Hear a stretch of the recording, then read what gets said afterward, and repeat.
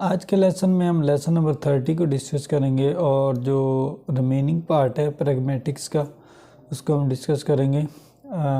सबसे पहले एनाफोरा है, वो टर्म क्या है? The use of word referring back to word use earlier in a text or conversation to avoid repetition. For example the pronouns he, she, it and they and the verb do. मतलब I like it and do, so do, like मतलब avoid करना, हाँ बार बार use से। जिस तरह कह रहा है कि एक कॉन्टेक्स्ट लिखा हुआ है, टेक्स्ट है, कन्वर्सेशन है, उसमें रेपिटेशन ना हो, बार बार वही वर्ड ना यूज़ किया जाए। जिस तरह कोई नाम यूज़ करते हैं, Abad is going to Lahore and Abad will come back to home. तो जहाँ उसका आबद का यूज़ है वहाँ आप कोई और भी यूज़ कर सकते हैं। मतलब ही लगा सकते हैं, अगर ज़्यादा लोग हैं तो दे लगा सकते हैं। तो इस तरह मतलब अवॉइड करना, बार बार एक ही वर्ड की रेपिटेशन ना हो। उसके बाद प्री सपोजिशंस है।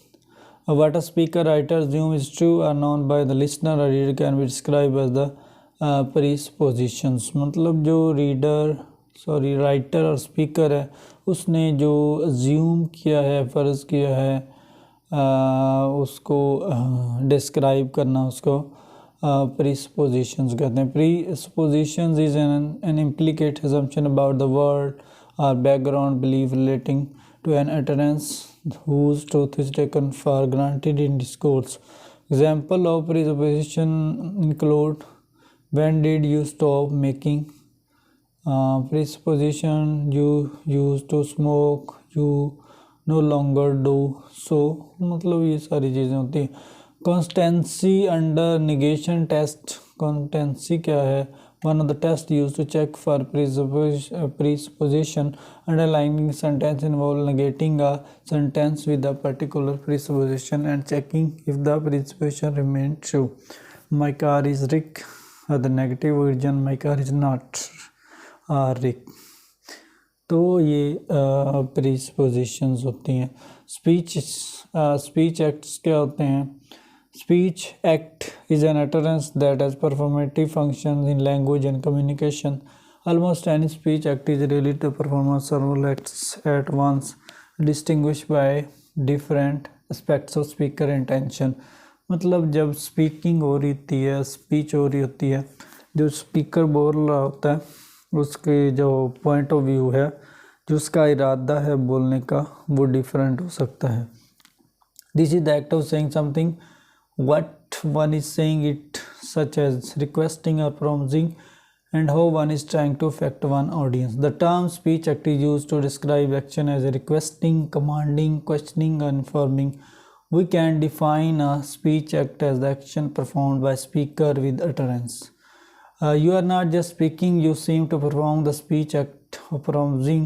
Speech acts can be analyzed on 3 levels: locutionary level, illocutionary act, perlocutionary act. Locutionary act क्या है? The performance of an utterance, actual utterance, and it is ostensible meaning compromising phonetic, phatic and rhetic acts corresponding to the verbal, syntactic and semantic aspects and meaning of utterance। Illocutionary, the pragmatic illocutionary force of utterance that is the intended significance as a socially violent verbal actions।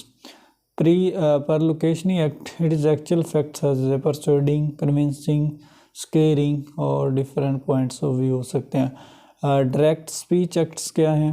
A direct relation between the structure and communicative function of the utterance is called direct speech। उसके बाद indirect speech act, मतलब indirectly, it means that there are an indirect relation in the forms and the function of the utterance। Can you pass the salad? This structure is not really asking a question about someone ability, it is used to make a request। मतलब indirectly कोई भी बात का जो meaning होता है वो different हो सकता है। जो डिफरेंट पॉइंट ऑफ व्यू में, डिफरेंट कॉन्टेक्स्ट में डिफरेंट होता है।